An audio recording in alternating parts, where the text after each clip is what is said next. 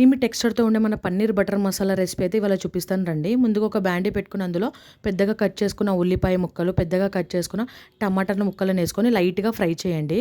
ఇప్పుడు ఇందులోనే కొంచెం 4 నుంచి 5 వరకు ఎండుమిర్చి, కొద్దిగా గరం మసాలా కూడా వేసుకుంటున్నానండి. సాజీర, ఇలాచి, లవంగం పట్ట, కొద్దిగా మిరియాలు. ఇప్పుడు ఇందులోనే కొంచెం వాటర్ వేసుకొని ఒక 10 వరకు అయితే కాజు ముక్కలను వేసుకొని మూత పెట్టి ఒక 5-10 మినిట్స్ కుక్ చేసుకోవాలండి. ఇలా చేసుకుంటే ఏంటంటే టెక్స్చర్ బాగా క్రీమీగా వస్తుందని చెప్పేసి.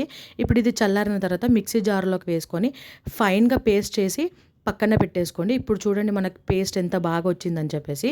ఇప్పుడు అదే బ్యాండీలో కొంచెం బటర్, కొంచెం ఆయిల్ కూడా యాడ్ చేసుకోండి. కొంచెం ఇది హీట్ ఎక్కిన తర్వాత ఆల్రెడీ పెద్దగా కట్ చేసుకున్న పన్నీర్ క్యూబ్స్ని కూడా ఇందులో వేసుకొని గోల్డెన్ బ్రౌన్ వచ్చే వరకు అయితే ఫ్రై చేసుకోండి.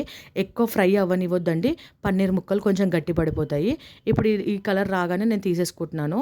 ఇప్పుడు అదే ఆయిల్లో మనం ఒక 2 బిర్యానీ ఆకులు, కొంచెం సాజీరా కూడా వేసుకొని ఆల్రెడీ ఫైన్గా పేస్ట్ చేసుకున్న మసాలాను కూడా ఇందులో వేసేసుకొని బాగా కుక్ చేసుకుంటున్నాండి.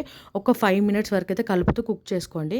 ఇప్పుడు ఇందులోనే కొద్దిగా పసుపు, కొంచెం ఉప్పు, ఒక 2 చెంచాల వరకు అయితే కారం, కొద్దిగా ధనియాల పొడి, కొంచెం గరం మసాలా వేసుకొని బాగా కలుపుకొని ఒక 5 మినిట్స్ మసాలా కుక్ అయ్యే వరకు అయితే మూత పెట్టి కుక్ చేసుకోండి. ఇప్పుడు మూత తీసి చూస్తే చూడండి నాకు మసాలా ఎంత బాగా కుక్ అయిపోయిందో.